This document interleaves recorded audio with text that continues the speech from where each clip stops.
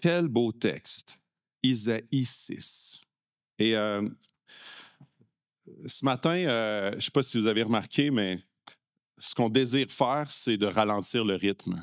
Ralentir le rythme parce que souvent, dans notre société effrénée, rapide, où est-ce que tout va très, très vite, on est submergé par des notifications, on est submergé par de la productivité. Et c'est très difficile de prendre conscience de la présence de Dieu quand on est à cette vitesse-là. Tout va vite, tout va souvent trop vite. Nos journées défilent et souvent on est comme « Ah, moi j'aimerais ça que ma semaine soit de 10 jours et non pas de 7 ». Autour de nous, les repères qu'on avait habituellement s'effritent de plus en plus. Les institutions, presque tous, vacillent actuellement. La confiance, elle est ébranlée. Et je pourrais prendre dans l'actualité juste par rapport à ça clique. Puis si vous n'avez pas entendu, lisez juste la presse des 6 derniers mois. Par rapport au taux de confiance du gouvernement actuel est au plus bas depuis les 8 dernières années. Ça, c'est au niveau politique. La vérité devient très relative. En fait, quand on regarde les médias, presque toute vérité, en fait, il n'y a plus de vérité. T'es soit de la gauche, t'es soit de la droite. Tout le monde a sa vérité et tout devient très relatif. On parle de progrès, mais on a l'impression de reculer très souvent. Moralement, spirituellement et même humainement. Les valeurs autrefois évidentes, comme la fidélité, la bonté, la vérité, deviennent des valeurs négociables. On célèbre la liberté, mais on ne sait plus ce qu'elle veut dire réellement. On parle de tolérance, mais on s'éloigne les uns des autres. On parle d'identité, mais on se perd dans le miroir.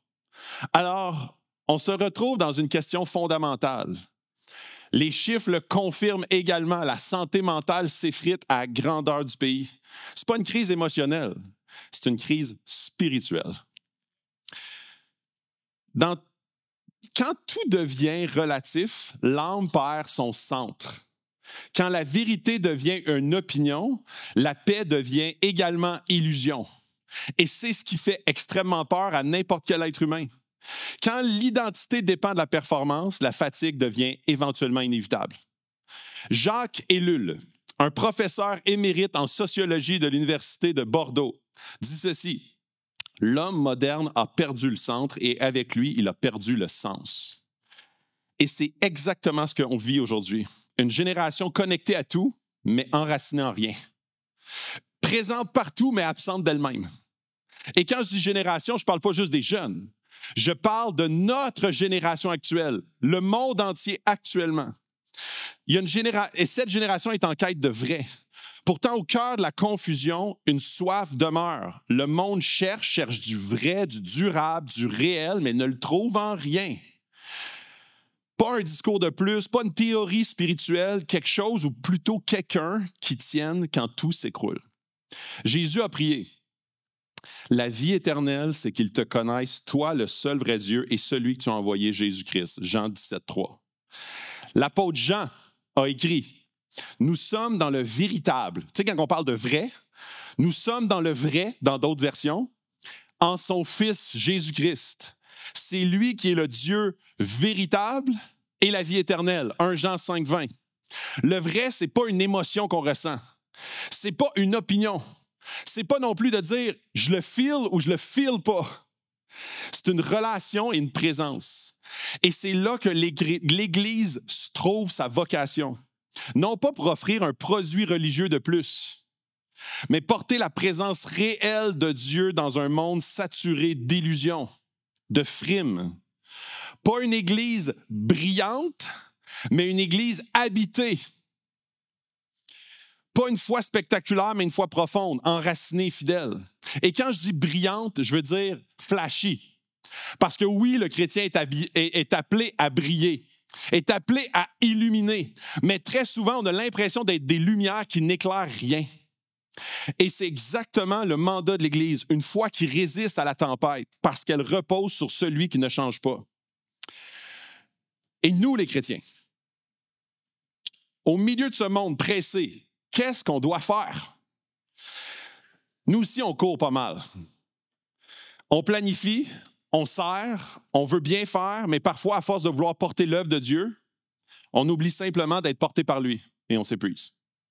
Dans notre désir sincère de rejoindre le monde, et c'est vraiment notre cœur, on finit parfois par utiliser ses propres outils du monde. La logique du rendement, la force des arguments, la beauté des mots, la puissance des émotions. C'est exactement les mêmes outils que le monde utilise. Dans n'importe quel bon film, dans n'importe quel théâtre, dans n'importe quel même bon pitch politique ou de vendeur, c'est exactement les mêmes éléments. La logique du rendement, la force des arguments, la beauté des mots, et si je suis capable de te donner de l'émotion à travers ça, t'achètes. Et l'Église, très souvent, va prendre ces mêmes éléments-là et ces mêmes outils et utilise la logique humaine. On communique bien, on structure, on planifie, mais si la présence de Dieu ne remplit pas tout cela, on ne fait que briller sans éclairer. Et ça, c'est vraiment ce qui est totalement important aujourd'hui. L'Église veut toucher les cœurs et c'est vraiment noble. Mais parfois, elle le fait avec les moyens du monde, plutôt qu'avec la puissance de l'Esprit Saint. On peut tout avoir, la musique juste, le message clair, la mise en scène inspirante et pourtant manquer l'essentiel. Le moment où Dieu rejoint vraiment le cœur humain, comme une flamme tranquille qui éclaire sans bruit et ranime la foi. Dieu n'attend pas de nous des cultes parfaits. Dieu n'attend pas plus de mise en scène, mais des cœurs présents. Ce qu'il cherche, ce n'est pas notre efficacité, mais notre disponibilité. Et ce matin, Dieu nous invite. Dieu ne nous reproche pas notre fatigue, à personne ici. Il nous invite à son rythme. Il ne nous appelle pas à faire plus, mais à demeurer davantage en lui. Demeurez en moi, et vous porterez du fruit, dit Jésus.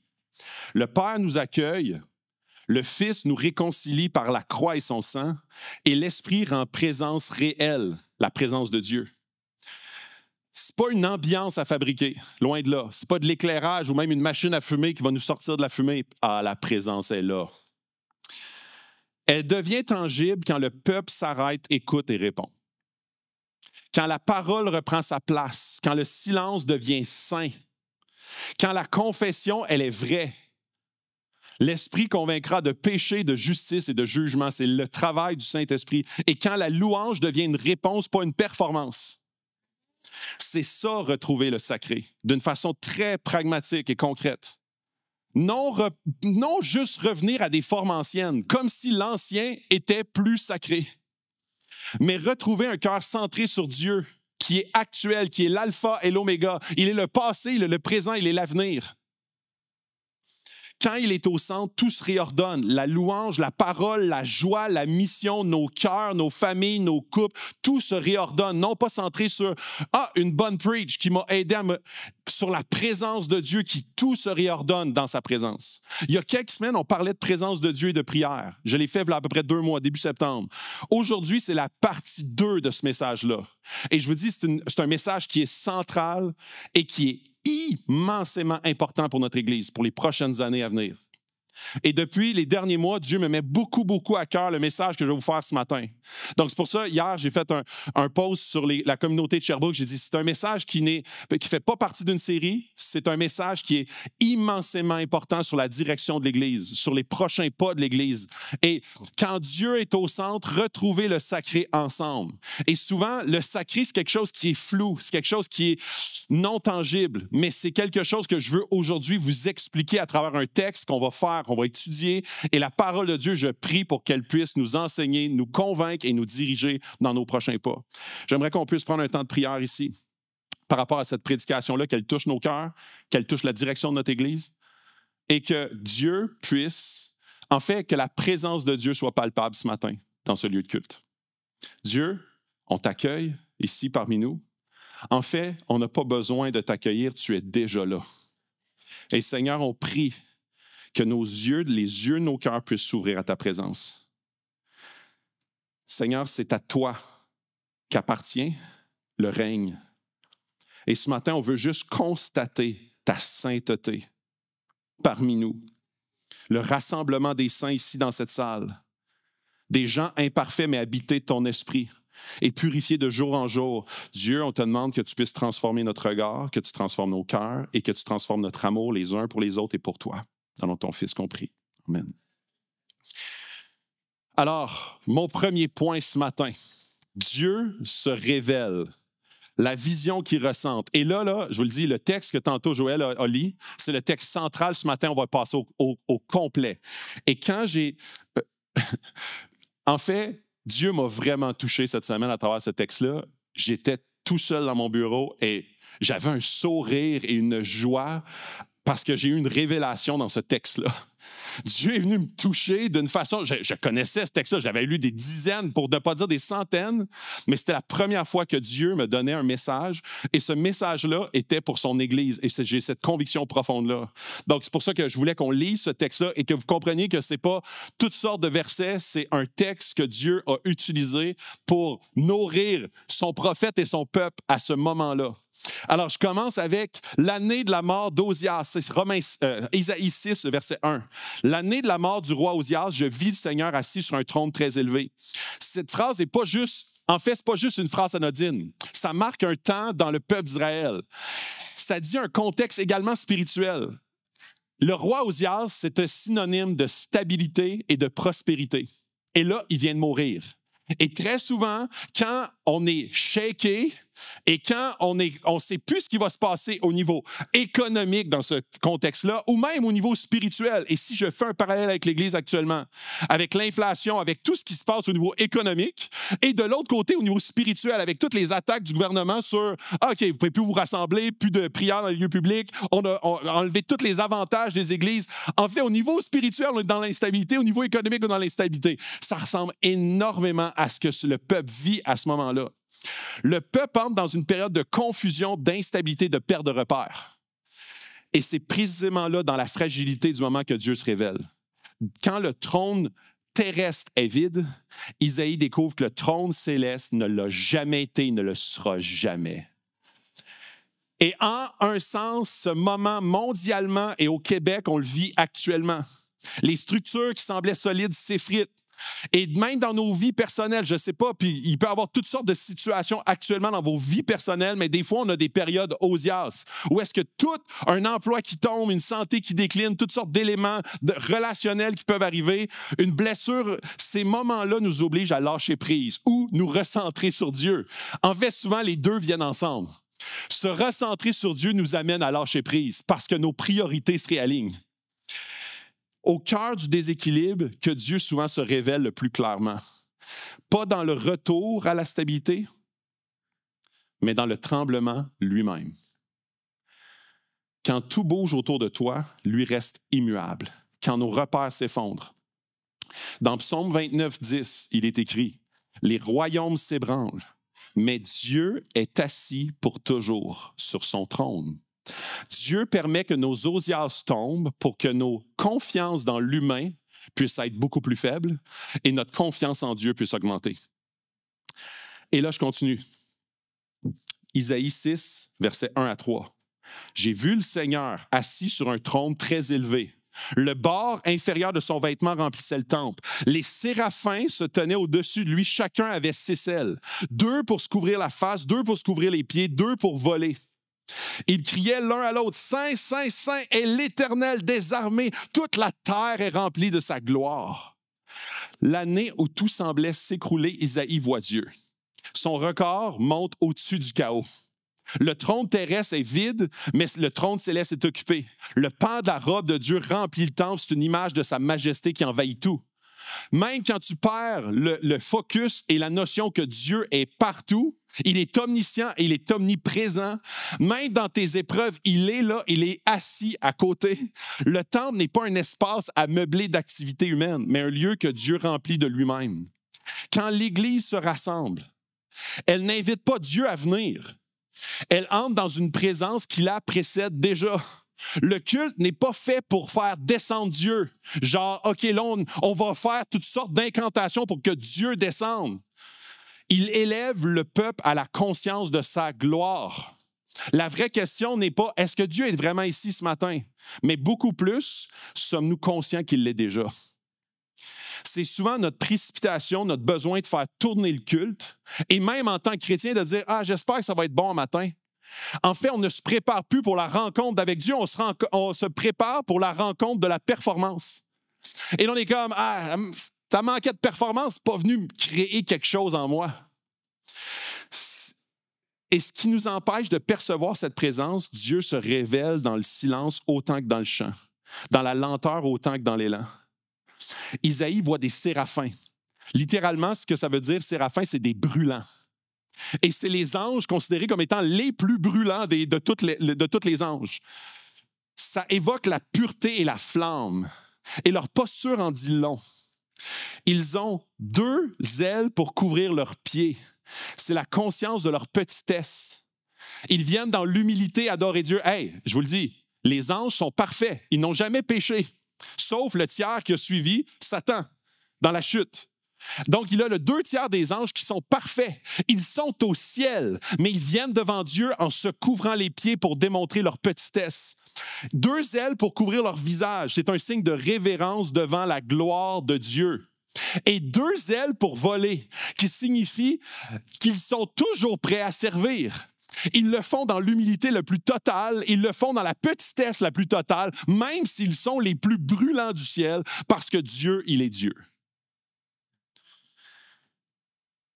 Même dans le ciel, personne banalise Dieu. Dans la perfection, il y a encore du tremblement et de l'émerveillement. C'est une image parfaite de l'adoration véritable. Adorer, s'incliner, servir. La louange authentique jaillit d'une vision juste de Dieu et non pas d'une préférence musicale ou artistique. Notre posture de cœur vient complètement transformer notre louange. Quand on voit sa grandeur, on apprend à servir avec zèle, à adorer avec humilité, à marcher dans la dépendance. Et si nos cultes ressemblaient un peu plus à cette scène, moins d'agitation, plus d'émerveillement, moins d'explication, plus de silence, moins de spectacle, plus de feu intérieur. Soyons honnêtes, parfois on arrive ici fatigué, distrait, critique, moi le premier. Des fois épuisé, un peu avec plein d'idées en tête, je m'assieds et je suis comme j'espère. Ah, ça me dérange. Ah, il y a Et là, tout le long, je suis comme un peu en irritation de j'aurais souhaité que ce qui se passe m'aurait ranimé. On évalue la musique, le style, la longueur du message, et sans s'en rendre compte, on devient spectateur du sacré et non pas participant du sacré.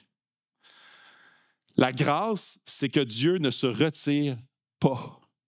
Il reste présent, patient, fidèle. Il continue de se révéler même à travers nos maladresses spirituelles. Dieu n'attend pas qu'on soit attentif pour venir. Il vient pour rendre nos cœurs attentifs à nouveau.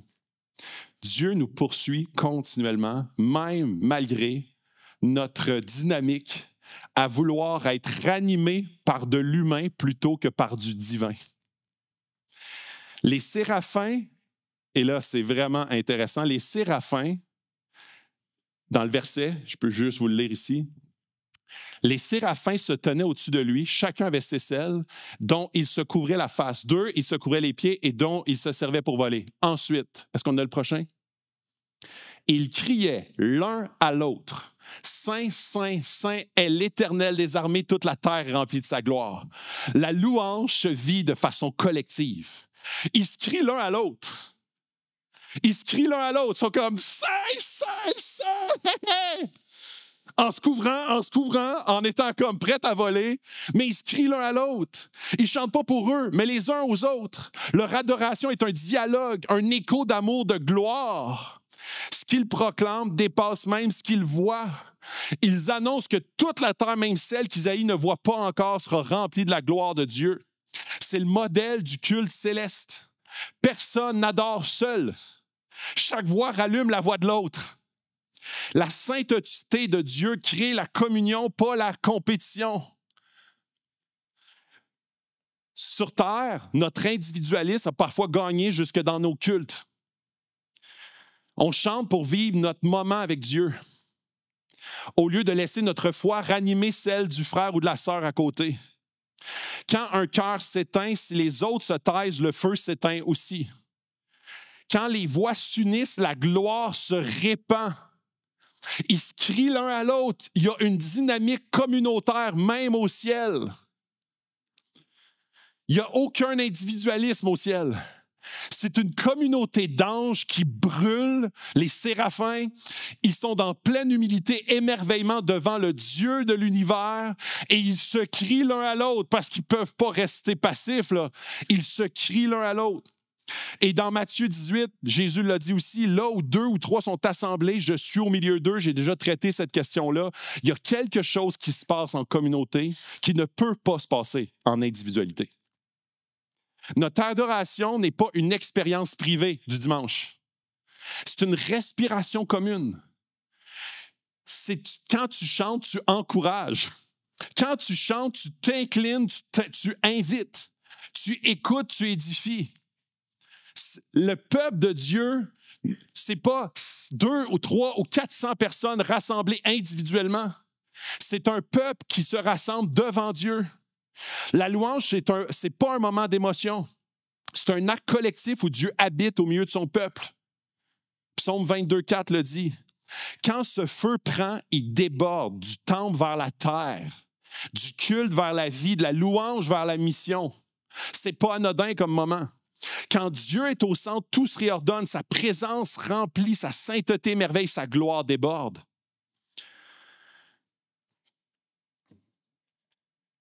Et là, on arrive, quand Dieu parle, tout tremble. Isaïe 6, verset 4. Les fondements des portes furent ébranlés par la voix qui retentissait et la maison se remplit de fumée. Quand Dieu parle, tout est shaké. Le temple, ce lieu qu'on croyait immuable, se met à trembler. Ce qu'on pense qui, dans nos vies, est le plus stable, bâti par la main de l'homme, quand Dieu parle, ça aussi, ça tremble. Dieu secoue ce qui semble stable pour rappeler que rien ne l'est autant que lui. Quand sa voix retentit, tout ce qui est humain s'efface, nos certitudes, nos formules, nos habitudes. Il vient remettre le trône en place. Dans la Torah, le kavod veut dire la gloire qui remplit. La fumée qu'Isaïe voit n'est pas un effet visuel. C'est le kavod de Yahweh. La gloire de Dieu. Et kavod veut dire poids. Et ce n'est pas un poids style je porte le fardeau. C'est le poids de la gloire de Dieu qui, en fait, t'amène à être terrassé devant sa gloire. C'est un poids de sa gloire qui remplit, qui devient plus grand que grand. C'est le kavod de Yahweh. Cette gloire, c'est Dieu rendu perceptible, un feu, une densité, une réalité qui fait trembler jusqu'aux fondations du temple et jusqu'aux fondations de nos cœurs. C'est la même gloire dans le désert qui remplissait la nuée au-dessus du tabernacle dans Exode 40, 34 et qui fit tomber les prêtres dans le temple de Salomon 1 Roi 8, 10. Le même mot utilisé. Dieu est ici présent, mais insaisissable. Sa présence remplit, mais dépasse. C'est cette présence de Dieu, le poids de sa gloire. Aujourd'hui, cette gloire ne remplit plus un bâtiment. Elle habite un peuple. Comprenez bien ça ici. Dans 1 Corinthiens 6, 19, il est écrit « Ne savez-vous pas que vous êtes le temple du Saint-Esprit? » Et ça, ce que ça veut dire, c'est que le kavod qu'on retrouvait dans des endroits précis dans l'Ancien Testament, dans le lieu très saint, dans la nuée, dans le temple, dans le tabernacle, la présence, la gloire de Dieu, le kavod, maintenant, il habite dans chacun des cœurs des croyants ici. Donc, quand les croyants se rassemblent, il y a quelque chose qu'on touche de la gloire de Dieu rassemblée et qui est voulu dans la nouvelle alliance après que Jésus est venu. On ne voit plus la fumée, mais on peut encore sentir ce poids de gloire, cette paix, cette sainteté, cette présence qui rend le cœur vivant. Quand le peuple s'incline, que Dieu devient tangible. La vraie fumée de la présence, ce n'est pas celle des machines ou celle qui monte. C'est celle que le peuple rassemblé, les cœurs rassemblés, fait monter vers Dieu ce kavod. La prière monte, la louange s'élève, le cœur s'abaisse, l'esprit prend toute la place. Et la présence répond à la posture. La Bible montre, quand le peuple se prépare, Dieu se manifeste. Partout où les cœurs s'accordent, où la foi s'élève, la repentance précède la louange, il se passe quelque chose. Dans Exode 40, verset 34, la consécration précède la gloire. Ah, je vous lis le texte. Alors la nuée couvrit la tente d'assignation et la gloire d'Éternel remplit le tabernacle. Moïse ne pouvait pas entrer. Avant cette nuée, le peuple avait obéi aux instructions divines. Il avait obéi, consacré les prêtres, offert des sacrifices. La consécration a fait en sorte que Dieu était présent dans tout son kavod. Dans 2 Chroniques 5.13, l'unité attire la présence. Le verset est « Lorsque les trompettes et les chanteurs s'unirent pour louer et célébrer l'Éternel, la maison se remplit du kavod. » Dans Actes 2, 1 à 4, l'attente persévérante précède la visite. Le jour de la Pentecôte, ils étaient tous ensemble, unis d'un même cœur, un même lieu. Alors il vint du ciel un bruit comme celui d'un vent impétueux. Kavod. Jacques 4.8, l'humilité prépare la demeure. Approchez-vous de Dieu et il s'approchera de vous. Humiliez-vous devant le Seigneur et il vous élèvera. Jean 7.37, la soif ouvre les écluses. Si quelqu'un a soif, qu'il vienne à moi et qu'il boive. De son sein couleront les fleuves d'eau vive. Là où il y a la soif, Dieu se répand. Donc, si je fais une synthèse de ce que je viens de vous dire, et restez avec moi, OK? C'est super important. Quand on est consacré dans l'obéissance, quand on est uni dans la louange, quand on est persévérant dans la prière, quand on est humble dans la repentance, assoiffé de sa présence, le kavod se présente. Et quand je dis le kavod, c'est que le peuple, il est disposé. Donc, la posture du cœur de chacun qui rentre ici chaque jour dispose collectivement nos cœurs à rencontrer Dieu parce qu'on devient plus conscient de sa présence. Dieu est toujours dans le culte, mais le peuple n'est pas toujours disposé à le rencontrer. Et dans ce temps-là, on est comme très critique envers la performance n'était pas la hauteur pour me faire filer quelque chose. Mais on passe complètement à côté. Ça devient un culte vide, un culte insatisfaisant, un culte non sacré. La gloire, là où ces postures s'unissent, la gloire de Dieu s'installe. Le feu descend non sur un programme, mais sur un peuple préparé. Là où il y a la soif, l'unité, la pureté, la foi, l'humilité, la présence de Dieu ne se visite pas, elle s'installe.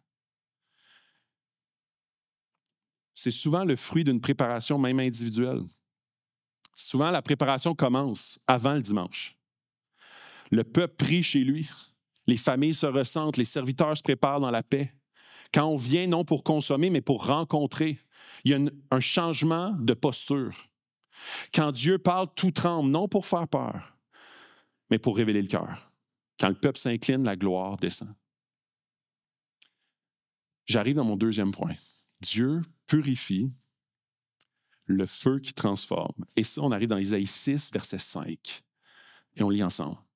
Alors je dis, malheur à moi, je suis perdu.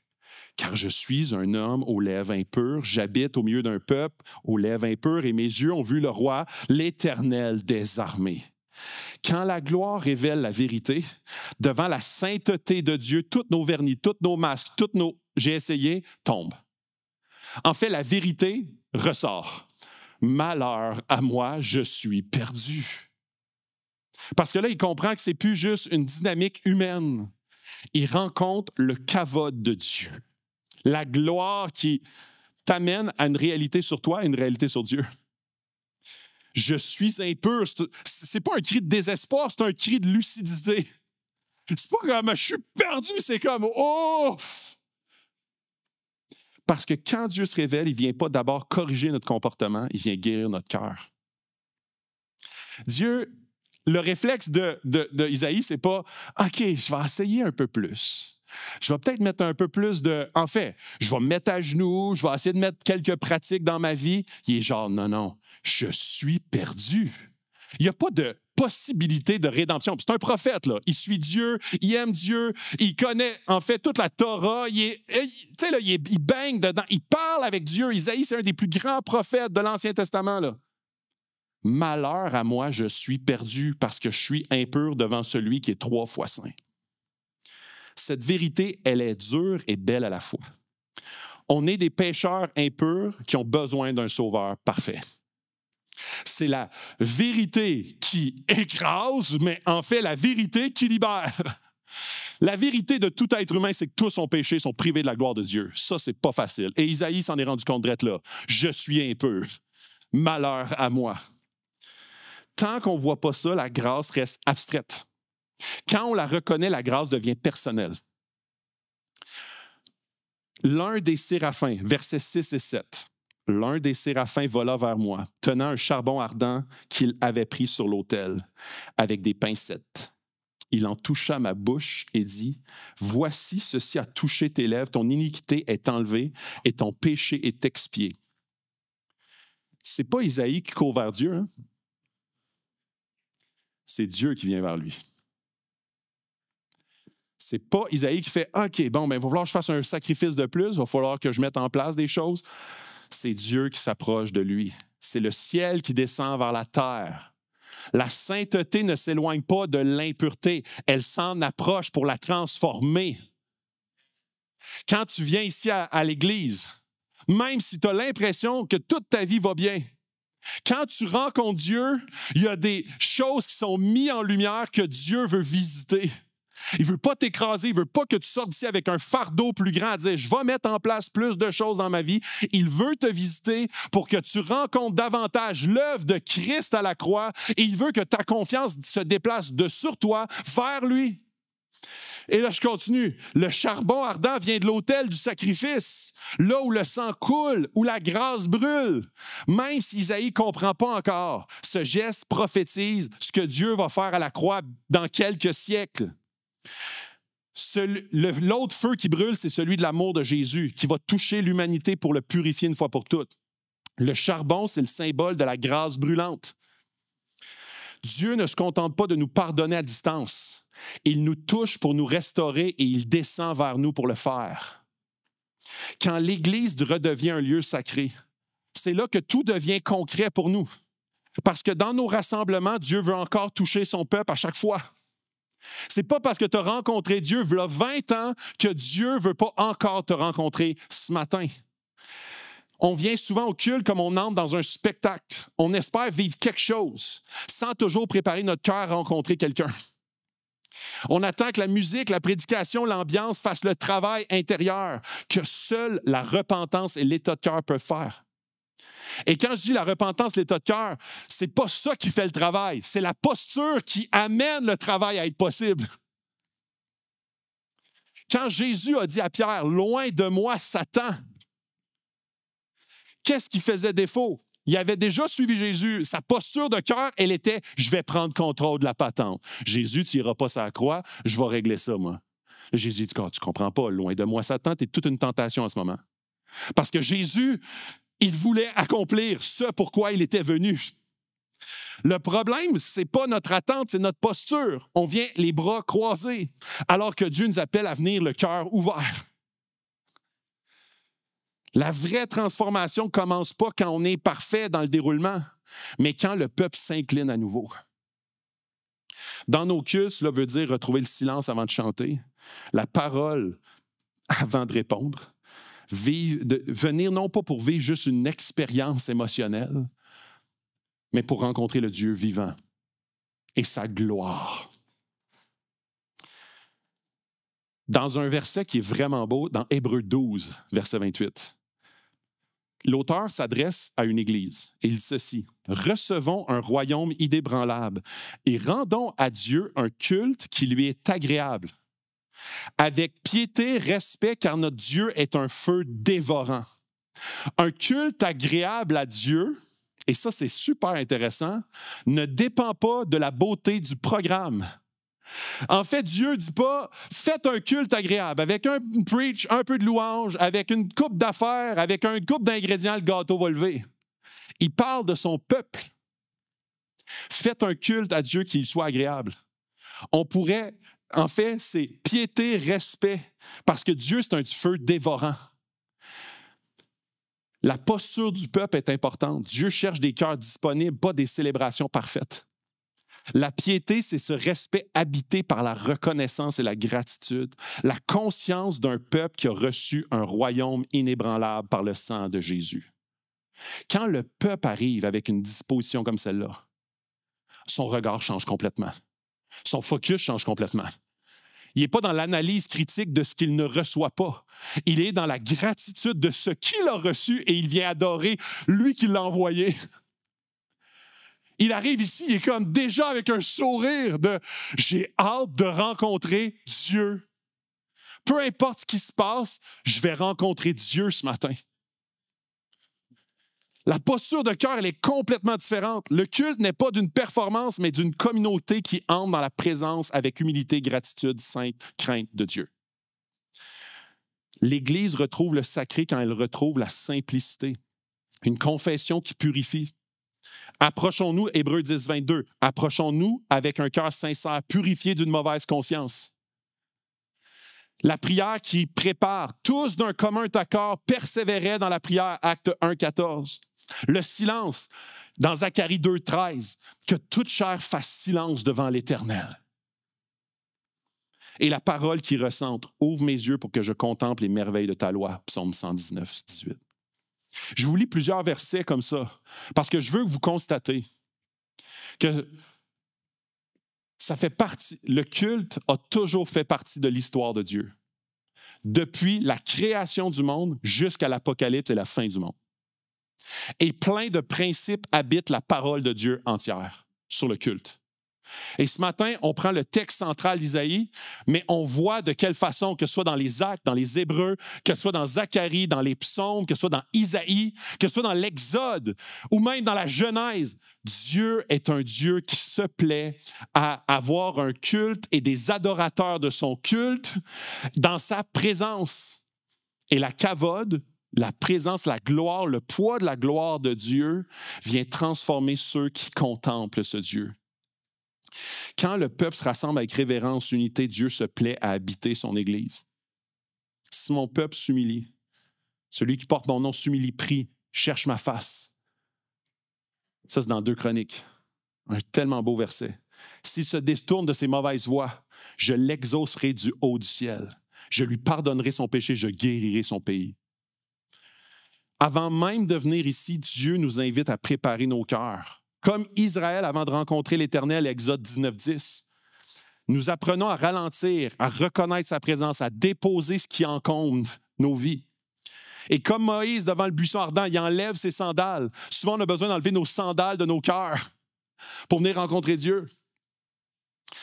Pendant le culte, notre posture façonne la présence de Dieu. Quand un cœur s'incline, d'autres suivent. Ils se criaient l'un à l'autre, « Saint, Saint, Saint !» Ce que nous avons entendu devient obéissance. Ce qu'on a chanté devient style de vie. Le culte agréable à Dieu ne se termine pas à la fin avec « Amen ». À la semaine prochaine.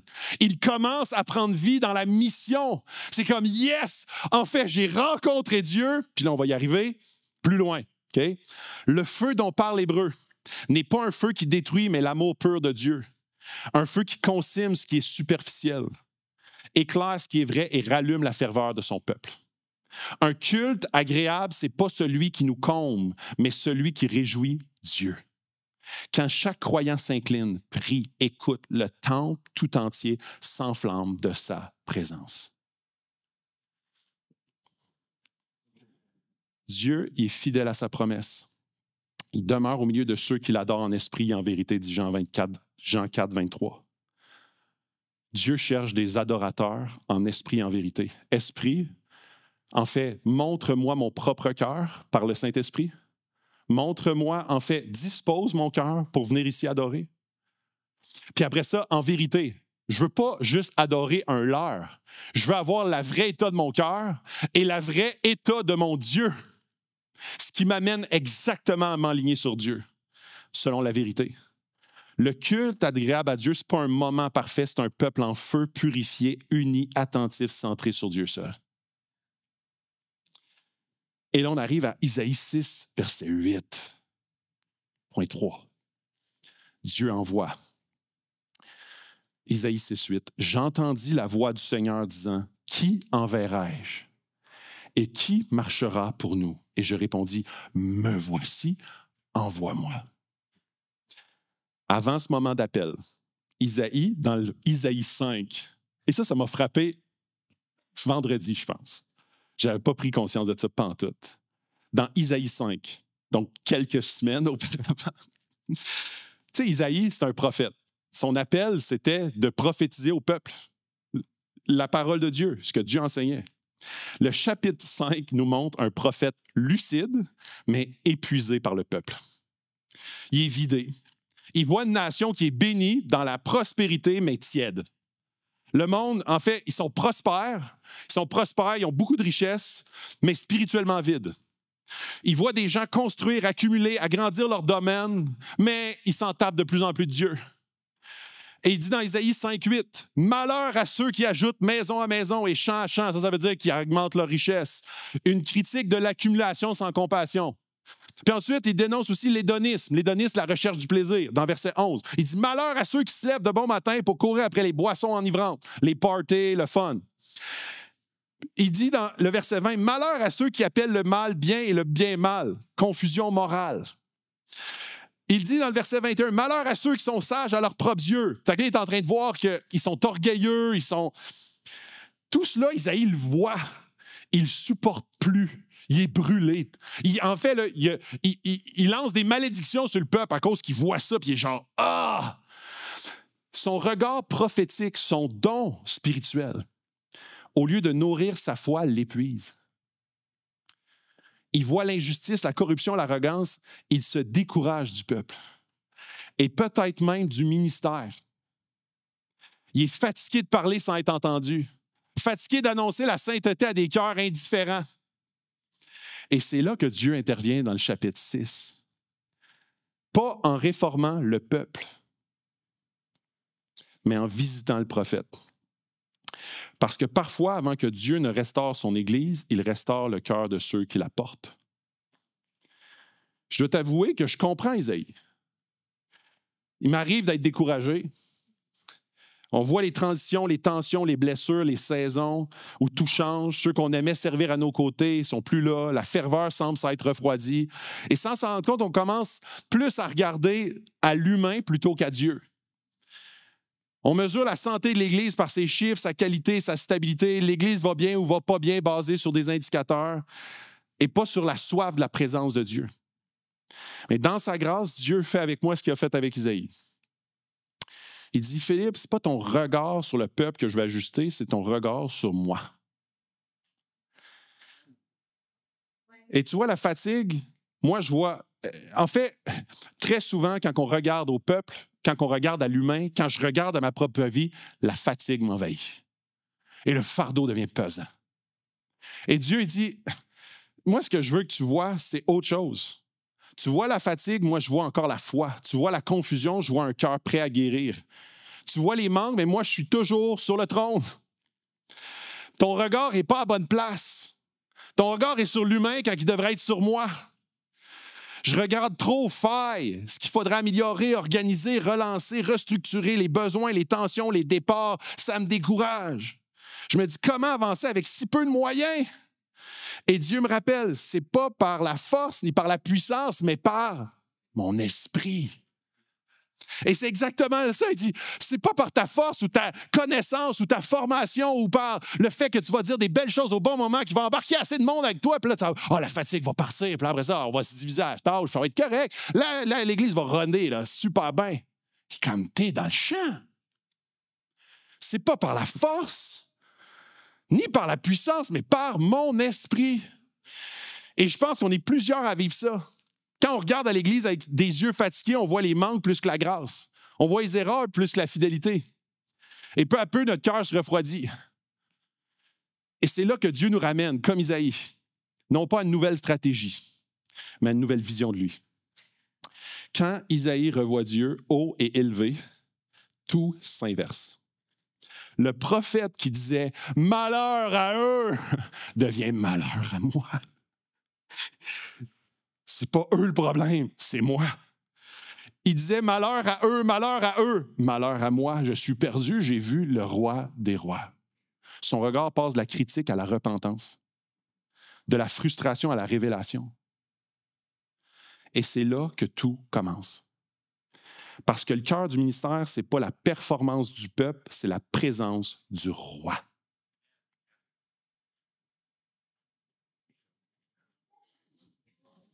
Quand on revoit Dieu, le découragement devient adoration. L'épuisement devient « envoie-moi ». Parce que la vraie mission ne naît jamais du découragement ou de la culpabilité ou de la morale, mais d'une rencontre renouvelée avec Dieu. Souvent, c'est quand tout semble s'écrouler que Dieu commence à reconstruire en nous ce qu'il veut bâtir à travers nous. Je vais inviter l'équipe de louange, je vais terminer avec ça. Quand Dieu est au centre, tout change, tout se transforme. Et souvent, comme Église, on est confronté à voir de quelle façon, quelle décision va être un game changer. Et en fait, Dieu veut nous ramener à dire, c'est pas par vous, par vos forces et par votre puissance, mais par mon esprit seul. Alors que votre peuple, puis ça, je n'ai parlé, j'ai dit le même verset il y a 2 mois. Et c'est drôle parce que Luc Normandin, t'es où? Ah, là, yes. Luc Normandin, l'année passée, nous avait parlé de ce passage-là, de « Si mon peuple s'humilie, prie, cherche ma face, se repent, je vais me pointer. » Et ce passage-là devient un cri du cœur. Un cri du cœur, en fait, de Dieu à son peuple et son peuple qui commence à comprendre. Puis, je suis le premier à commencer à comprendre. C'est pas par plus de nous, mais plus de lui. Et ça se peut que nos cultes soient parfois désorganisés. C'est pas ça l'important. L'important, c'est qu'on soit centré sur les bonnes choses. Qu'on laisse la place à Dieu. Que Dieu, en fait, que chacun d'entre nous, on puisse prendre l'engagement de préparer nos cœurs à la rencontre du roi des rois. Et moi, comme pasteur, ce que je m'engage envers vous, c'est de toujours chercher ce que je vous présente aujourd'hui. De ne pas prioriser des éléments de programme, mais des éléments qui sont hors de notre contrôle. Celui de focusser sur Dieu lui-même, à travers la recherche du sacré. Pas dans des pratiques vides, mais dans des postures de cœur. Et là, je veux terminer avec le clou du spectacle. Et quand du spectacle, comprenez-moi bien, là. Je viens de prêcher ça pendant 45 minutes. Isaïe a vu le Seigneur haut et élevé, assis sur son trône.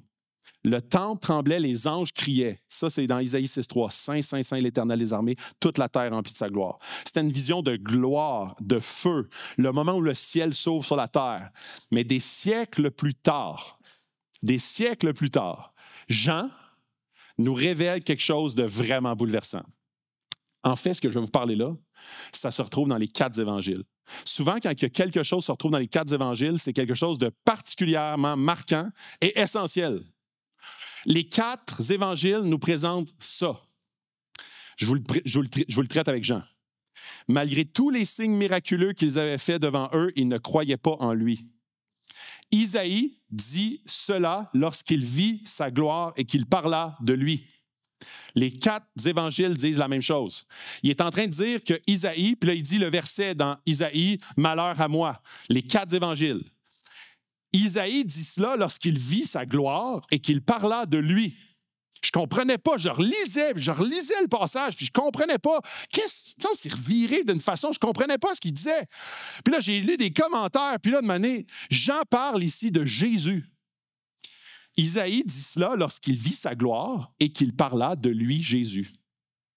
Jean parle ici de Jésus, le Dieu qu'Isaïe a vu dans le temple. Le roi entouré des séraphins, c'était le Christ éternel. Avant la crèche, avant la croix, le Fils était dans la gloire ultime, suprême. Saint, Saint, Saint, criaient les séraphins de Jésus. Ce même Jésus, le roi du temple, a quitté le trône pour venir à nous. Celui que les anges appellent Saint s'est fait serviteur. Celui qui portait la couronne de gloire a accepté la couronne d'épines. Pourquoi? Pour qu'on puisse entrer dans la présence sans être consumé et dévoré. Pour que le feu de Dieu ne nous détruise pas, mais nous purifie. Pour que son sang devienne le charbon ardent qui nous purifie, qui touche nos vies, nous rend vrais et nous réconcilie. Et dans Hébreux 10, 19, il est dit, par le sang de Jésus, nous avons une libre entrée dans le sanctuaire du lieu très saint. C'est à cause de Jésus, celui qui était sur le trône, celui qu'Isaïe a vu, celui qui a dit « Oh boy, malheur à moi ». Et là, le charbon ardent touche ses lèvres. C'est le sang de Jésus qui touche n'importe quel humain qui met sa confiance en Jésus pour le rendre pur devant Dieu. Non pas par tes forces, mais par le sang de Jésus lui-même. Et c'est là que Jésus-Christ, il est central. Si tu ne crois pas en Jésus, tu ne peux pas. En fait, tu vas être dévoré par le charbon ardent. La sainteté de Dieu va te détruire. Si Isaïe dit « malheur à moi », s'il n'avait pas eu le charbon ardent, il aurait eu malheur à lui. Personne ne peut subsister dans la présence de Dieu parce que nous sommes tous pécheurs et privés de la gloire de Dieu. Mais à cause de Jésus-Christ, de son sang versé, il a subi le feu ardent sur l'autel de la croix. Il a versé son sang pour chacun des êtres humains ici dans cette salle, pour moi le premier, pour réconcilier le monde avec Dieu. Si tu confesses de ta bouche le Seigneur Jésus, et si tu crois dans ton cœur que Dieu l'a ressuscité des morts, tu seras sauvé. Il n'y a pas d'autre trajet de chemin que Jésus-Christ lui-même. Tu peux tenter d'essayer d'aplatir la courbe, tu n'y parviendras jamais. Ton moralisme, tes efforts humains ne parviendront jamais à te réconcilier avec Dieu. Seul le sang de Jésus peut y parvenir. Aujourd'hui, quand le peuple de Dieu se rassemble, la même présence remplit le temple. Non plus un lieu fait de pierre, mais un peuple fait de cœur. Nous sommes le temple du Saint-Esprit. Souvent, on arrive fatigué, dispersé avec le cœur plein de pensées, d'attentes, de comparaisons. Dieu ne nous condamne pas, il nous invite. Il nous dit doucement, reviens à moi, laisse-moi te recentrer, laisse-moi faire taire le bruit. Parce que sa présence ne dépend pas de notre ressenti. Mais notre expérience de cette présence dépend de notre ouverture, notre posture de cœur. Et si tu es en paix avec Dieu, si tu te pointes ici et que que Jésus est rien de plus qu'un grand penseur pour toi, en fait, je t'invite, je t'en supplie de faire la paix avec Dieu à travers Jésus. Et ça peut être à travers des discussions avec des gens que tu ne comprends pas ce que je suis en train de dire. Je t'invite à explorer cette question d'une façon intentionnelle. Plus que le temps avance et plus qu'on voit à quel point on s'approche d'une fin des temps, on s'approche d'un moment où tout s'accélère. Et je t'en conjure, ne laisse pas ton âme flottante. Fais la paix avec Dieu par le sang de Jésus qui seul peut te purifier, pour t'approcher du trône de la grâce et fais partie de la famille de Dieu. Une famille de Dieu qui se rassemble d'une façon très imparfaite, chaque dimanche, chaque semaine, chaque jour dans nos maisons. Chaque temple du Saint-Esprit qui est habité de son esprit quand tu mets ta confiance en Jésus.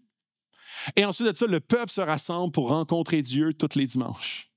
Rassemblés pour être témoins de la puissance et de la présence de Dieu, la gloire éternelle de Dieu.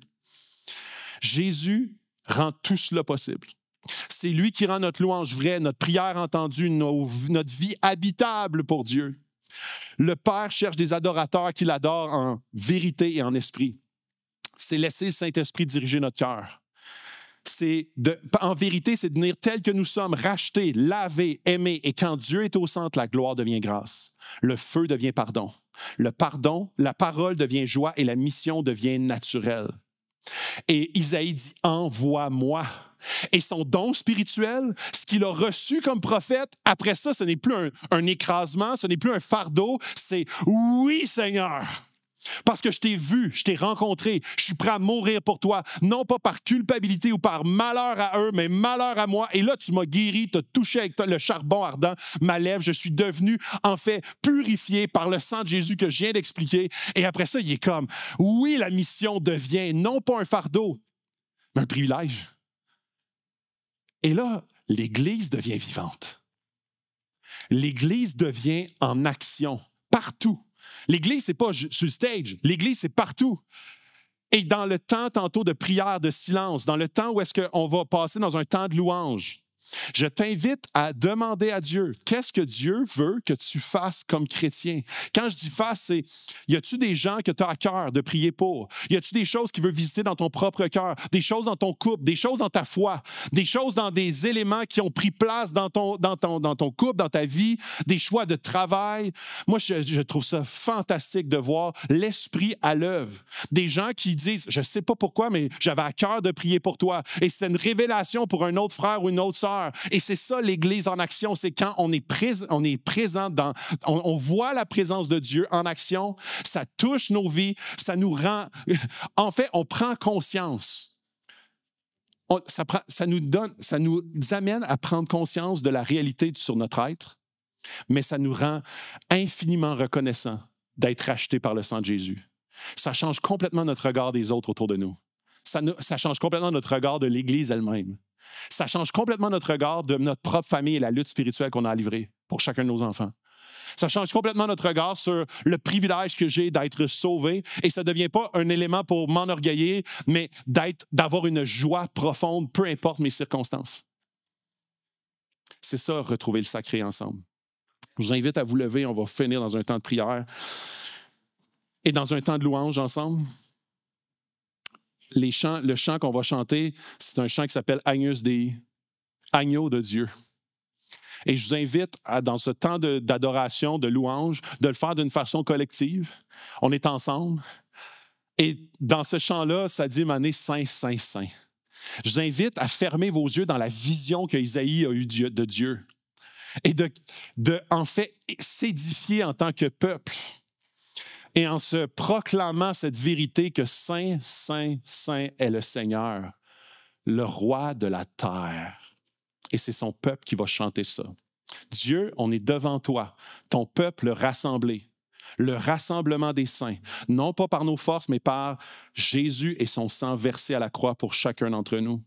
On est reconnaissant, on veut t'adorer ce matin, Jésus, pour ton obéissance qui a été parfaite, qui nous a réconciliés avec le Père. Tu es le charbon ardent qui nous rend purs devant Dieu. On s'approche devant toi en adoration, en humilité. Seigneur, on se prosterne devant toi parce que tu es le Dieu de l'univers. Tu aimes tendrement tes enfants. Tu nous aimes tellement que tu as sacrifié ton Fils Jésus par amour pour chacun d'entre nous. Saint-Esprit, on t'invite à venir mettre en lumière ce que nos cœurs ont besoin d'être mis en lumière. Et Saint-Esprit, on te demande de nous conduire à une adoration qui est plus grande, plus puissante, plus vraie, en reconnaissant qui est Dieu, le Dieu 3 fois saint, le Dieu éternel. Prends ce temps, Seigneur, qui est devant nous. On te demande de réordonner nos cœurs à la vision de qui tu es. On t'aime, on veut t'adorer, proclamer que tu es notre roi, proclamer que tu es notre fondement, proclamer que tu es la vérité, proclamer que ta parole, elle est puissante, elle est vraie, que tu es agissant encore aujourd'hui dans cette ville, dans cette région, dans ce pays. On te prie, Dieu, de créer en nous le vouloir et le faire pour qu'on puisse être des adorateurs tous les jours de qui tu es. Dans le nom de ton Fils qu'on prie pour ta gloire. Amen.